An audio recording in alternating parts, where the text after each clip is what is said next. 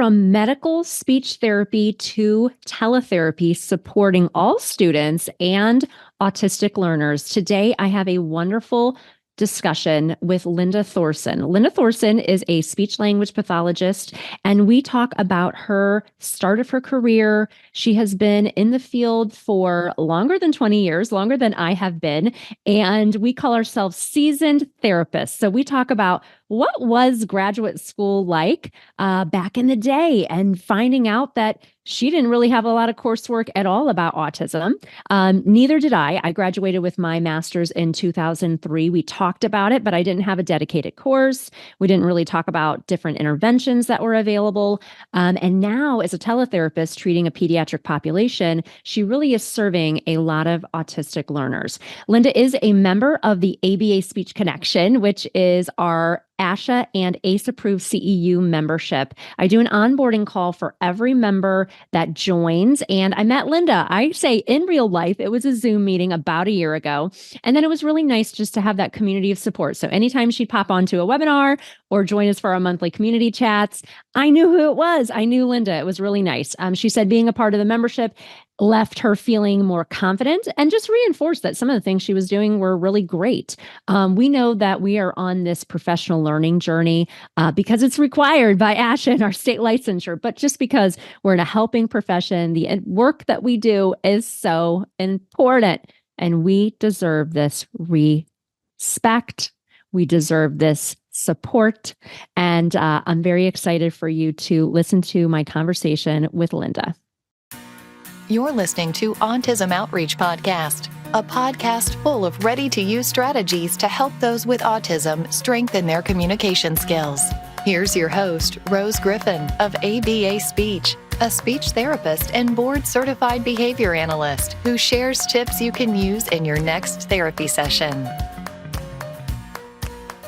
Welcome to the Autism Outreach Podcast. We have a great show for you today. We have with us Linda Thoresen. Thank you so much, Linda, for coming on to the show.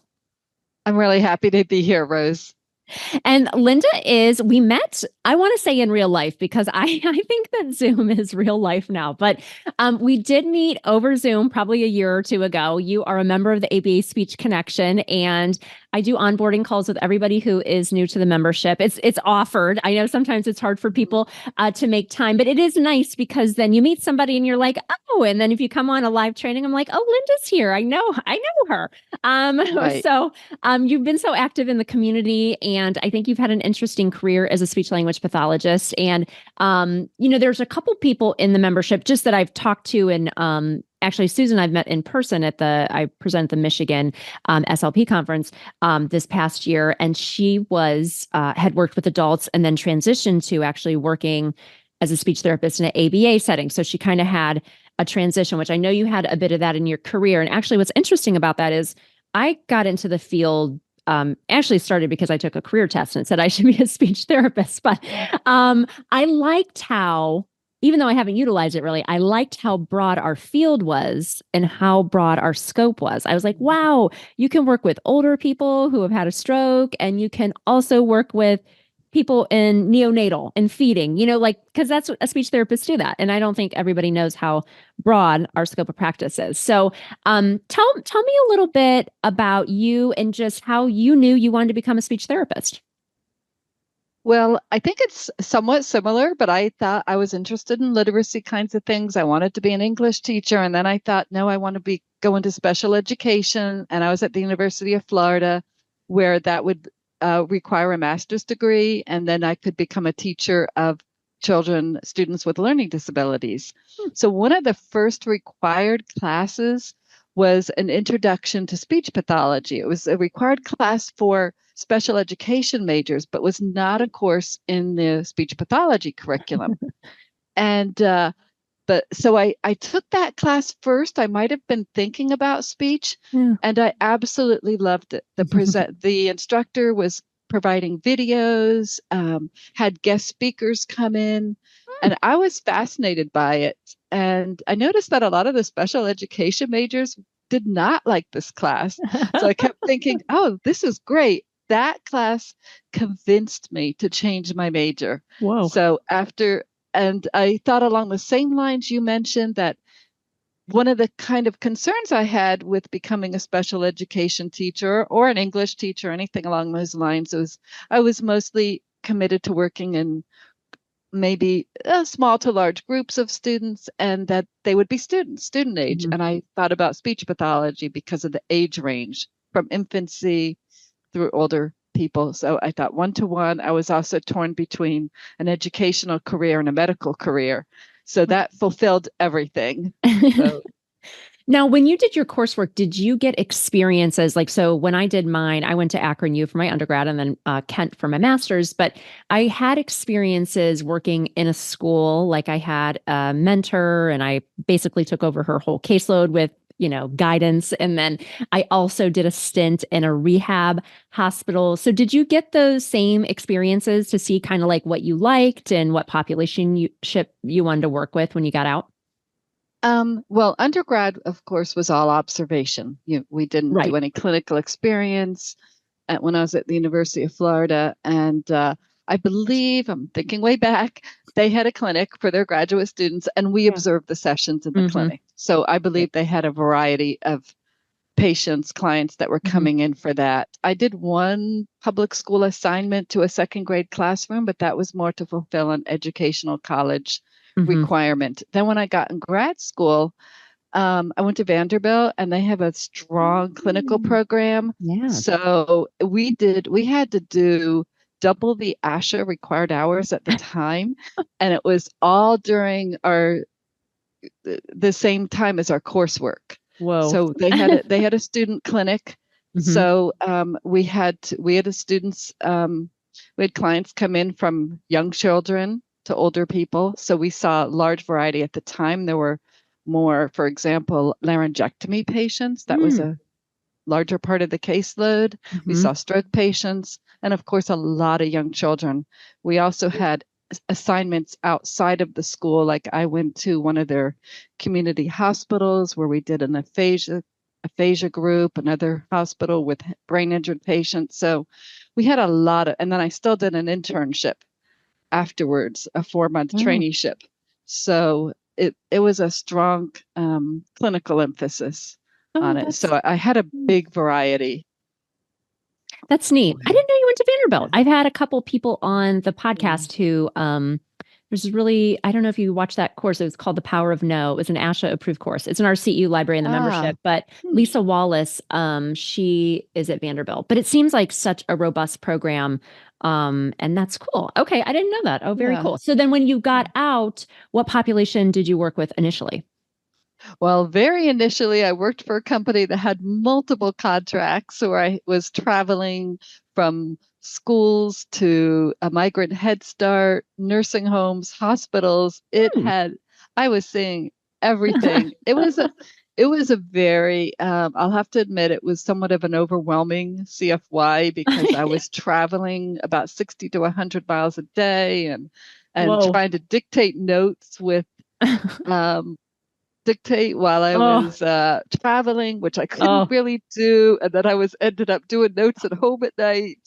And I ended oh up my gosh. leaving before my CFY and before completing it and doing a new one. I thought about things and went into the public schools and did Okay. a CFY beginner teacher program Hmm. in the schools in Hillsborough County in Florida here. And Okay. that worked out really well. And so I stayed in for 5 years in the public schools, went to Easter sales for a few years, and then ended up in adult rehab. Oh, okay. I'm Yeah. laughing at you when you said dictating notes because part of my, I have this amazing extern supervisor, Ellen Friedman. Actually, she's still a treating therapist and she specialized in voice and just really so smart. But anyway, she worked at an outpatient facility and I had to try to dictate notes. And if you have never tried to dictate a note, like it's an automated, well, what the time it was like I had called this number and then I was like, I saw a patient, and this patient was, 75 post stroke and whatever. It was all adults. Oh, I was Uh, so bad at that. I would mess that up so bad. I'd be so nervous because I'd always mess it up. That is really a skill. I wonder if that's still how notes are dictated. Like then when you worked in adult, I like do they still dictate notes like that? I'm so curious. I did have some assignments. I worked in some settings with adults where I dictated and I did learn how to do it. Yeah. And that was better, but I wasn't driving at the same time. Right. Oh, that was too That's much. what made it too much. Right. Too There really wasn't much. other time because we were driving between assignments. But Oof. yeah, it does get easier. But most of the time with adults, I was either doing handwritten notes Yeah. and then online. Okay, wonderful. So then when you worked with adults, were you working, what types of settings were you working in and how long did you do that? I did skilled nursing for several years, Wow. going from 15 to 20 years skilled nursing Wow. facilities, and then ended up in a rehab hospital outpatient clinic for five Oh, years, and then did rehab hospital inpatient, and wow. then made the switch to the public schools again after many, many years. Wow. So, See, that's what's amazing is that you could, that's why when now it's funny because I'm so specialized now with autism. But when I initially got into the field, I did it because I was like, so I took this career test my mom gave me. She was a teacher and it said speech therapist. And I didn't know what that was. And so, but we had a family friend who was a speech therapist. And so I observed them and shadowed, and we went to a nursing home. We did outpatient, we did home health, we did schools. And I just remember thinking, wow, this is so neat. You can use science. There's not a lot of math, which math was never my strong suit. And you're helping people. And I'm a people person. Like I remember in that same time span, I visited my sister, who I love.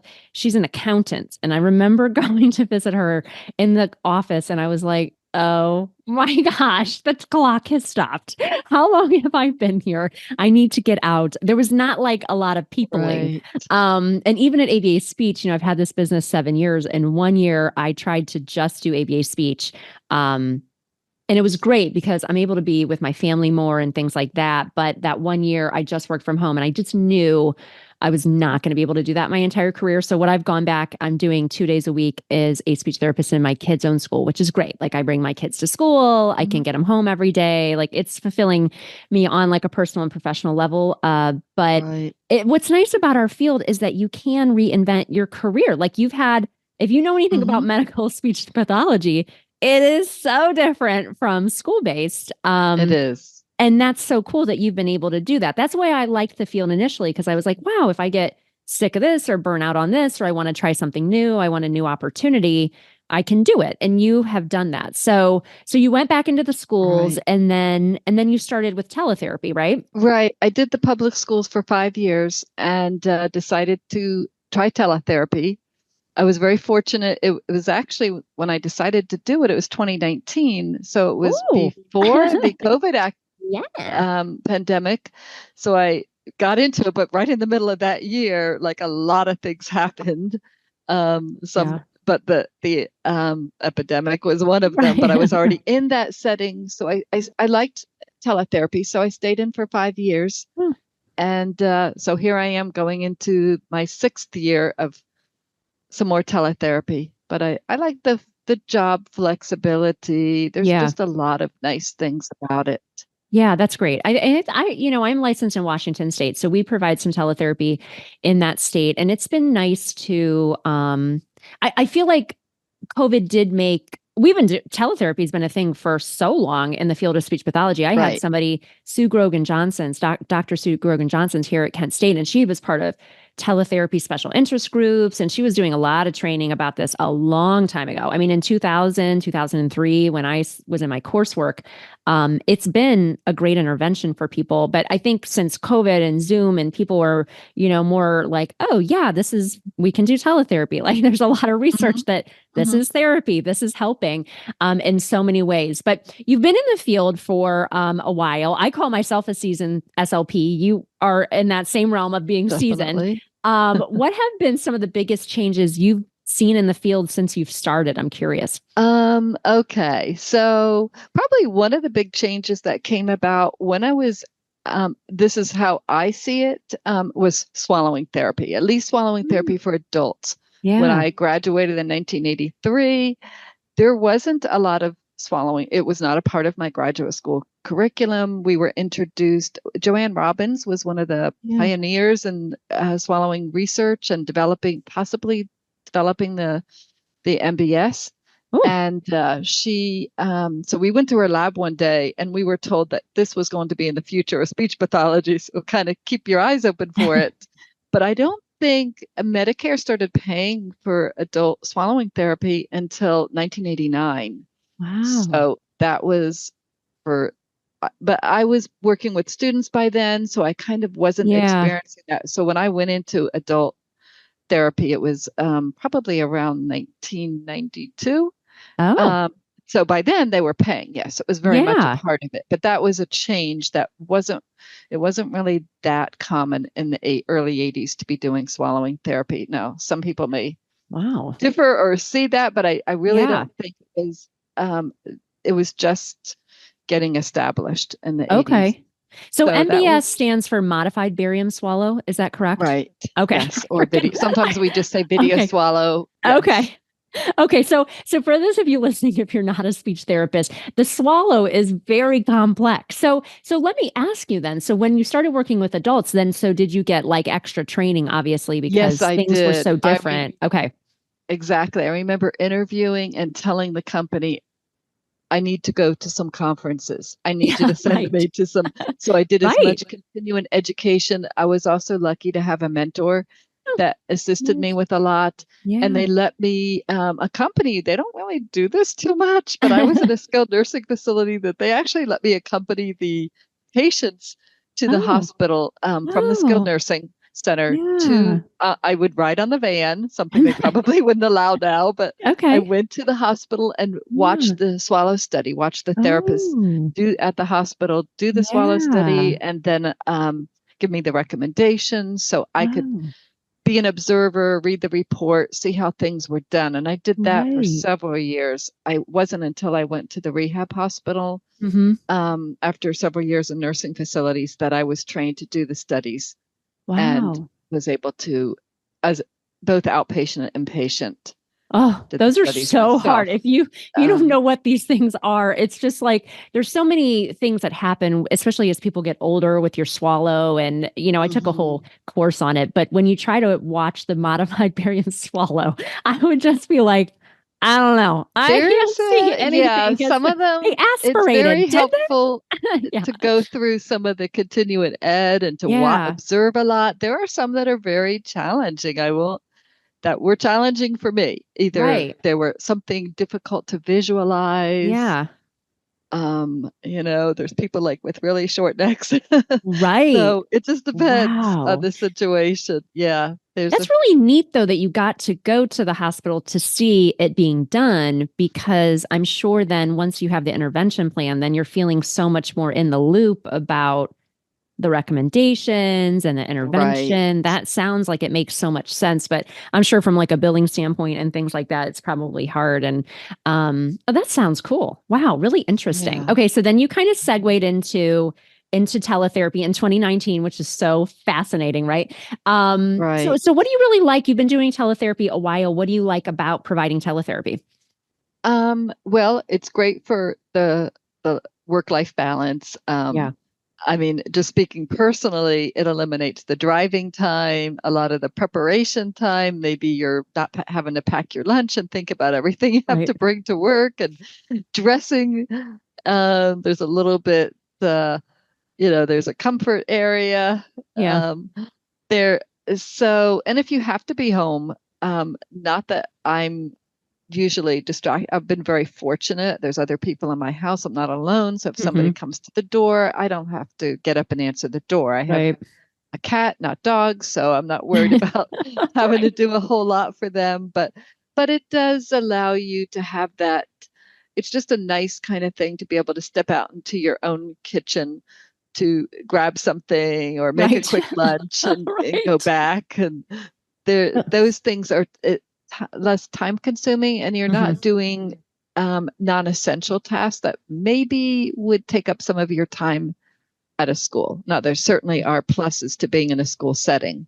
Right. So I'm Yeah. not saying there's a lot of advantages and disadvantages for both. Right. But the teletherapy, and again, if you're concerned because maybe you're not feeling great or you have something that could be Hmm. communicable or you don't want to be Right. around people that are sick, it's great because you can have a cold and Right. do therapy, Yes. and you don't get very concerned when the student sneezes. Oh, So, jeez. so The there's all guards. kinds of Yes, I remember I there's was all working in kinds the of schools. advantages. Yeah, in 2019 and 2020, and the personal, I forget it's called PPE. I can't remember, but it was Right. like they gave us everything, the shields and the Oh, because I was doing a right. mix. But the year that I did ABA speech, it just my company continued to grow, so I was able financially to be like, I'm going to quit my, school-based job that I've had for 10 years and things like that. It was nice just because I could center myself back on my kids are really small, so taking my kids to school, like silly things that actually make me feel Mhm. so good inside, or like doing my dishes, like tidying my Right. kitchen, being able to like throw laundry in. So Right. now I divide my time 2 days a week in my kids' own school, which is super fun. I love it. And then the other days, I'm working on ABA speech every day, right? Because it's my business, but Right. being dedicated to that. So it is nice to have that flexibility to just do those tiny little things that if you Little can't do those things. tiny little things, they all kind of build up over time. And when you're going into a school every single day or anywhere every single day, then it's just waiting for you when you come home, and it's a stressor. Right. It builds up. Right. If you can grab the mail, you can see what's going on in your backyard. Right. I know. They It's seem silly, just but to be able to do them is like, it's real nice. So, okay, that's good. I love that you have that flexibility. So we met on an onboarding call for the ABA Speech Connection, which I offer everybody who's a member. At right. ABA Speech, we've been an Asher and an ACE provider for, gosh, we just did our 5-year review. So this is probably going on year 6. And I started the membership. We launched it last fall, but kind of like if you're on my email list, we kind of started it earlier than that before we were like, hey, we have a membership, just to make sure that we had everything kind of moving correctly. So I'm curious, though, how you found out about the ABA Speech Connection. How do you think it maybe Um, came across your I screen, probably? well, I do go through Facebook, Okay. and belong to several groups, so I think I Yes. saw it there, and I decided to jump in. I had some new teletherapy contracts coming up, new Mhm. positions, and sometimes you just don't even know ahead of time Right. what students you're going to be seeing. Right. Will some of them be have ASD, be on the autism spectrum?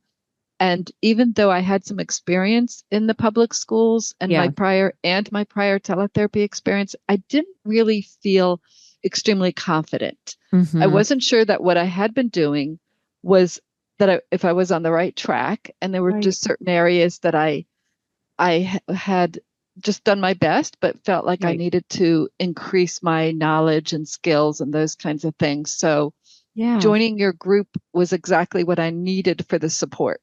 For Oh, and like you said, what having that initial connection meeting, I think is yeah. great, because then you feel like you're really getting to that you really know someone. Like you just Yeah. live like right here in my city. Yes, So right. and so the resources that have been available, the coursework, whether it's ASHA or not, the videos, certainly being aware of the podcast, the YouTube videos, all of that has definitely increased my knowledge, my skills. I've been able to utilize the new information in my therapies, Oh, and good. especially even in teletherapy, which is a little Yeah. bit different, Hmm. has helped quite a bit. And it's also increased my confidence.